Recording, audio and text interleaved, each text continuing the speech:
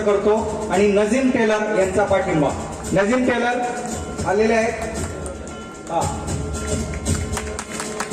Advocate जास्वंती Bhandari यांना आपण पुरस्कृत करतो आहोत. साहेब आपण त्यांनाही सन्मानित करावं. ॲडव्होकेट जास्वंती भंडारी.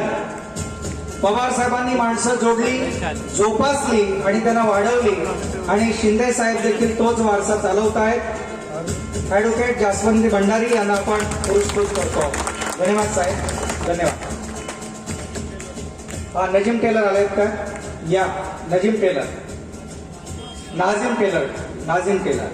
टेलर तर कापड फाटलेलं असेल त्याला जोडण्याचं काम करतात आणि राष्ट्रवादीमध्ये तर माणूस माणूस जोडण्याचं काम पवार साहेबांनी केलं आहे आणि तोच वारसा शिंदे साहेब आपण चालवताय. शिंदे हे आडनावाचा दबदबा महाराष्ट्रात आणि देशात देखील आहे. तेव्हा आपल्या शुभ हस्ते आपण त्यांना सन्मानित करतोय. नाझिमजी टेलर. नाझिम टेलर. सुईचं पुढचं टोक टोचून जातं, मागचं टोक शिवून जातं. नाझिमजी टेलर. धन्यवाद.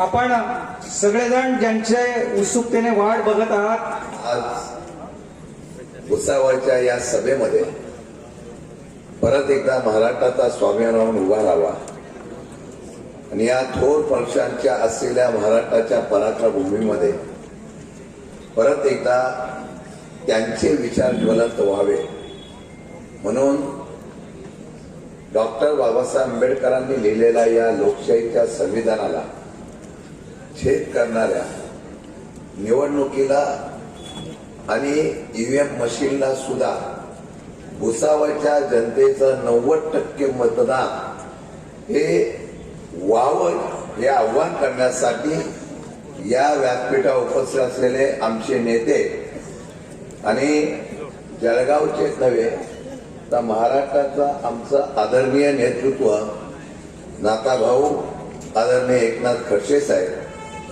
त्याचबरोबर आमचे मित्र आणि आपल्या सर्वांचं लोकप्रिय नेतृत्व संतोष भाऊ चौधरी, आमच्या रोहिणीताई खडसे, जयती चौधरी, वंदनाताई, त्याचबरोबर आमच्या राष्ट्रवादीच्या राष्ट्रीय युवकांच्या सचिव मर्जिया पठाण, व्यासपीठावर असलेले सर्व उपस्थित मान्यवर, त्याचबरोबर सर्व उमेदवार, नगराध्यक्षाच्या उमेदवार, उपस्थित सर्व बंधू भगिनी, माझ्या पत्रकार मित्रांनो, आज शंभूराजे चौकामध्ये आधी सभा होते. मला आनंद आहे एका विधिमंडळामध्ये एकत्र काम करणाऱ्या आमच्या एका सहकारी नेत्याच्या सभेला उपस्थित राहण्याचं मला भाग्य मिळालं.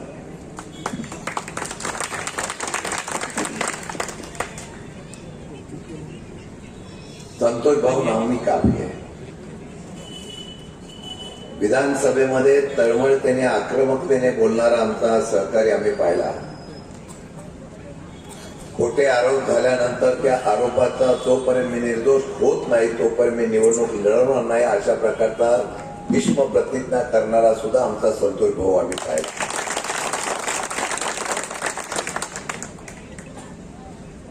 आणि सगळे फुटल्यानंतर सुद्धा शरद पवारांच्या निष्ठावंत म्हणून पाईक म्हणून उभा राहणारा संतोष भाऊ सुद्धा आम्ही पाहिलेला. अनेक लोकांनी घेरण्याचा प्रयत्न केल्यानंतर सुद्धा झुकेगा नाही साला बोलणारा सुद्धा संतोष भाऊ आम्ही पाहिलेला. हे आगळं वेगळं होत आहे. भाऊ, मतदारसंघ राखीव नसता तर तुम्ही काय आमदार म्हणून कुठे गेला नसता.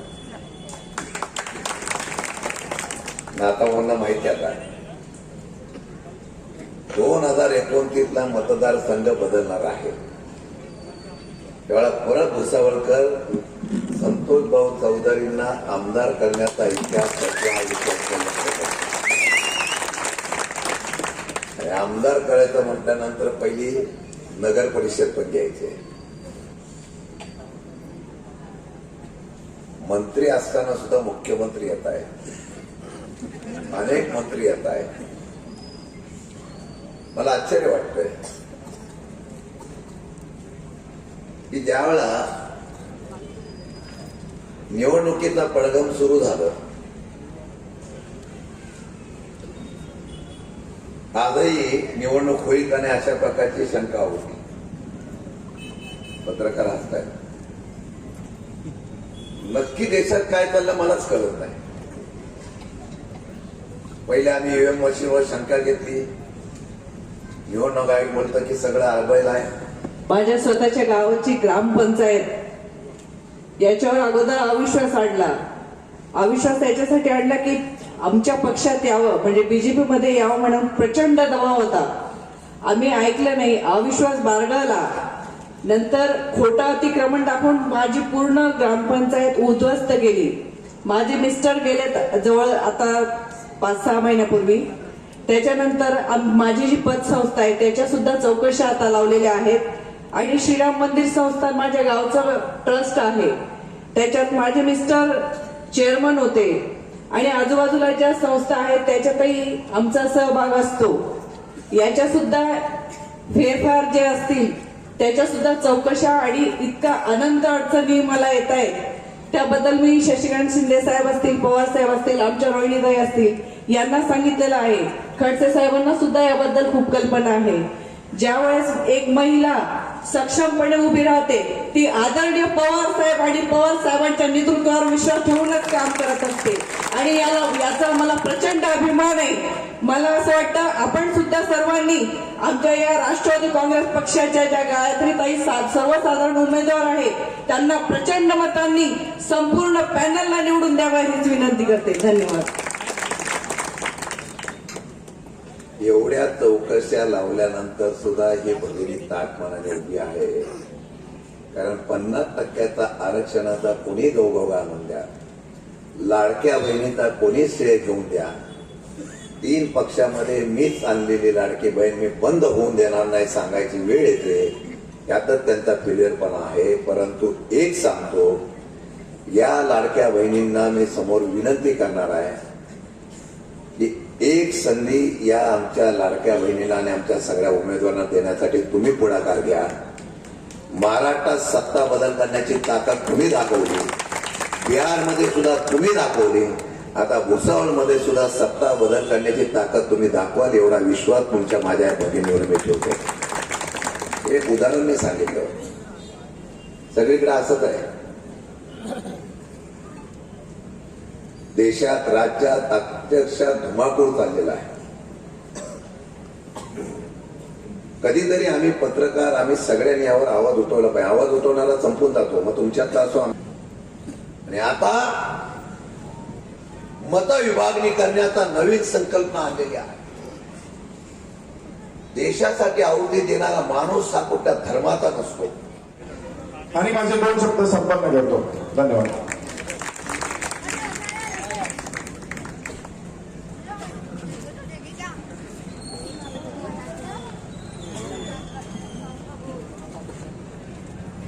यानंतर एजाज दादा गफार मलिक हे देखील विशेष या सभेला उपस्थित आहेत. मुस्लिमांमध्ये त्यांचं दमदार जोरदार काम आहे. जोरदार टाळ्यांच्या गजरात मी त्यांना विनंती करतो.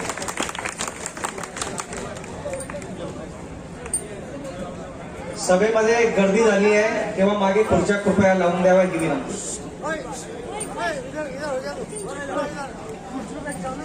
इस प्रोग्राम में मौजूद आदरणीय नाथाभाऊ और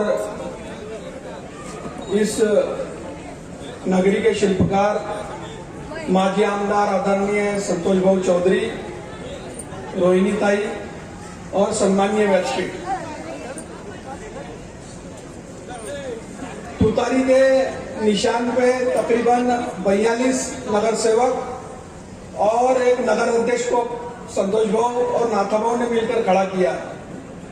तो मैं आपसे पुरजोर अपील करता हूं कि जो भी वार्ड में तुतारी का चिन्ह है वो नगर सेवक को आप भरघोस मतों से चुन के लाके देंगे. और जिस तरीके से यहाँ पे माहौल को दूषित करने की पवार साहब की पार्टी की स्टूडेंट वर्किंग प्रेसिडेंट होने के नाते मुझे एक जिम्मेदारी दी गई है कि महाराष्ट्र में जाकर के हमारी जो विचारधारा है सबको लेकर चलने वाली, उस विचारधारा को घर घर पहुंचाया जाए। ये जिम्मेदारी मुझे इतनी अजीज इसलिए है क्योंकि बचपन से, जो मैं मुमरा से आती हूँ, मुमरा में रहती हूँ, बचपन से मैंने मेरे घर पे, मेरे आसपास में इस विचारधारा को देखा है।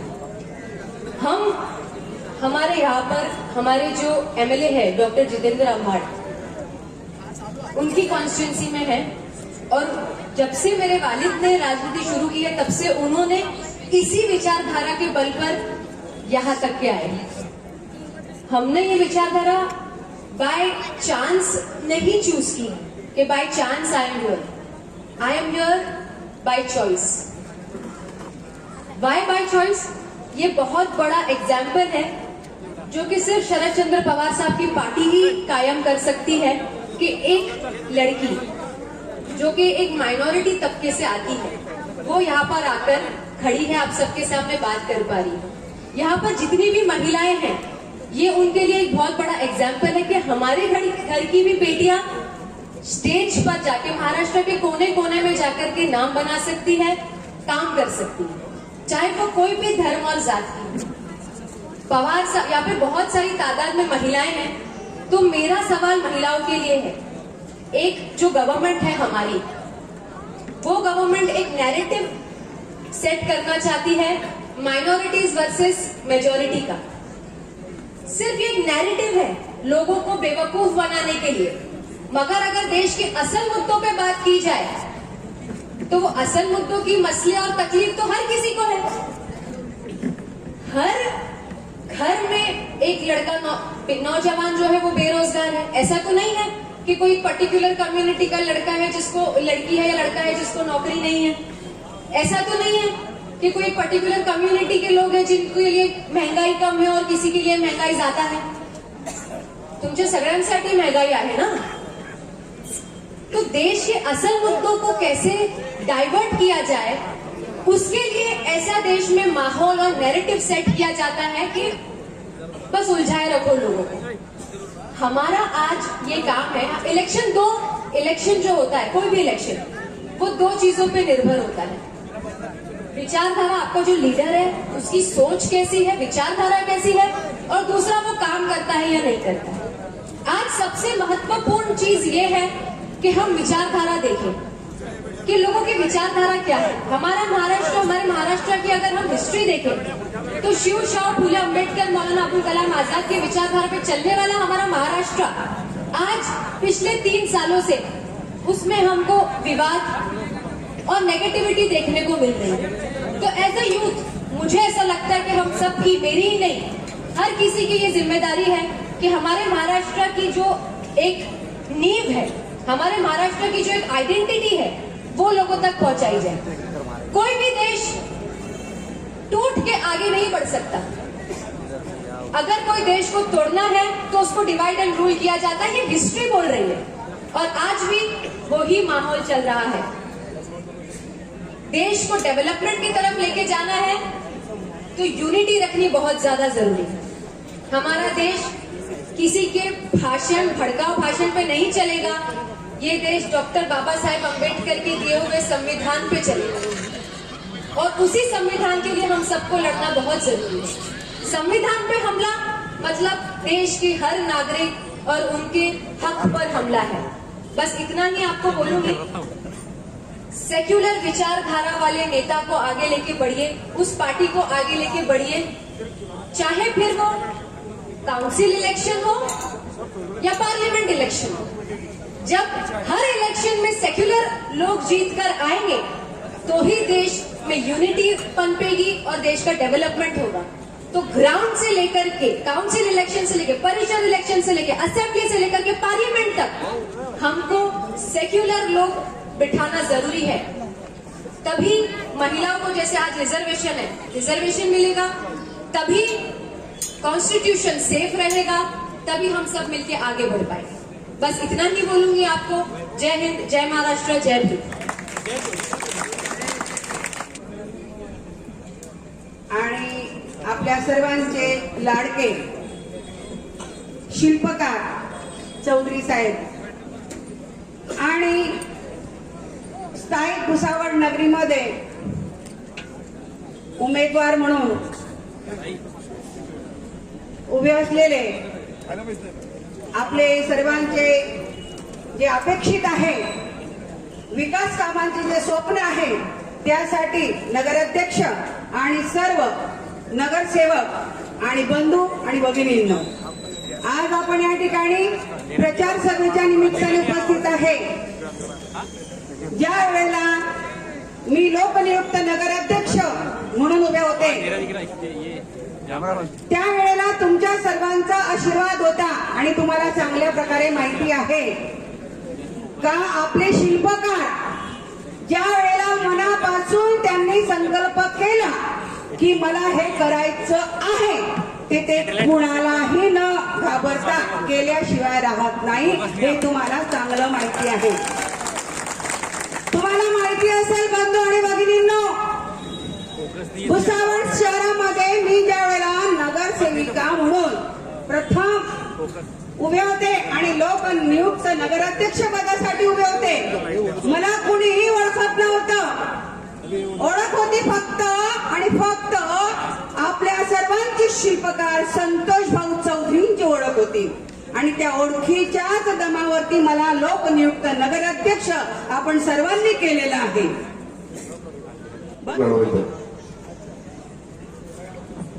या वार्डात मागील 15 वर्षांपासून तुम्ही भाजपला निवडून देताय. काय केलं त्यांच्या नेत्यांनी, इकडच्या नगरसेवकांनी आपल्या नगरसेवकांना ठेकेदार बनवलं, त्यांची घरं भरली आणि तुमचे घरं उद्ध्वस्त केली. इथे टेंडर घेतले जातात, त्यात लाखोंचा पैसा खाल्ला जातो, विकास कामांवर दुर्लक्ष केलं जातं, निष्क्रिय दर्जाचे कामं केले जातात आणि म्हणतात आम्ही विकास केला. अहो, ज्या वार्डात 12 दिवसांनी पाणी भेटतंय, तो कोणता विकास झाला? ज्या वार्डात 12 दिवसांनी पाणी भेटतंय, तो कोणता विकास झाला? इथे मी जागी बघितलं, कचऱ्याचे ढिगार पडलेले आहेत, लोकांच्या घरासमोर कचरा पडलेला आहे.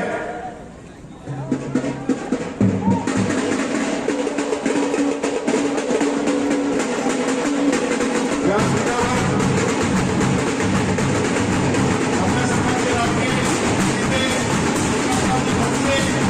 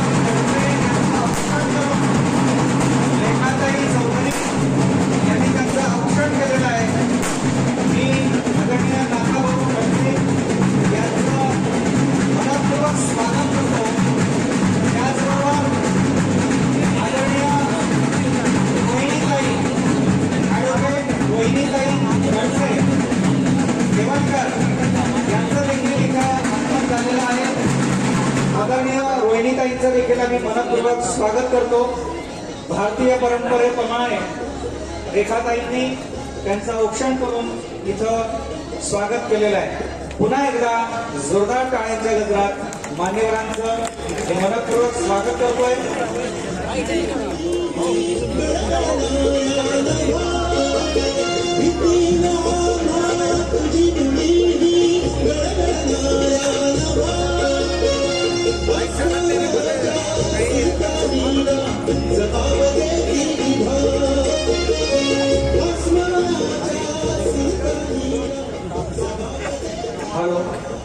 ताईंचं देखील इथं आगमन झालंय.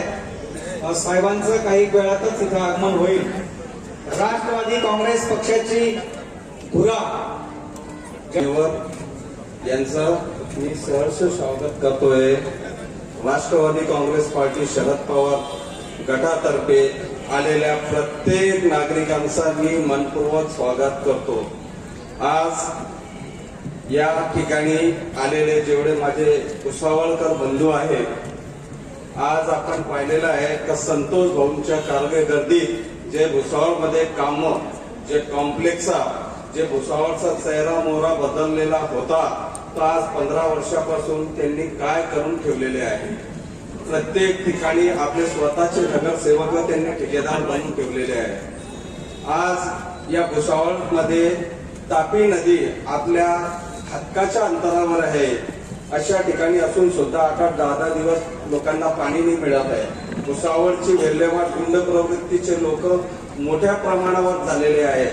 गुंड प्रवृत्तीचे लोक हप्ते वसुली करत आहेत. दादागिरी खूप चाललेली आहे. तरी पण हे भुसावळची जनता त्यांना नाईलाज सहन करत आहे. पण आज या मंचावरून मी बोलू इच्छितो, त्या भुसावळ शहरांच्या लोकांना ही संधी आलेली आहे. ही संधी सुमारे 9 वर्षानंतर आलेली आहे. ज्या वेळेला 9 वर्षा अगोदर जी आपल्याकडून चूक झालेली होती, अशी चूक या वेळेला व्हायला नको, हीच मी यांना सर्व जनतेला एक मनापासून हात जोडून राष्ट्रवादी काँग्रेस पक्षाचे जेवढे उमेदवार भुसावळ शहरामध्ये आणि आमची गायत्रीताई बंगाळे, आज संतोष चौधरी, नाथाभाऊ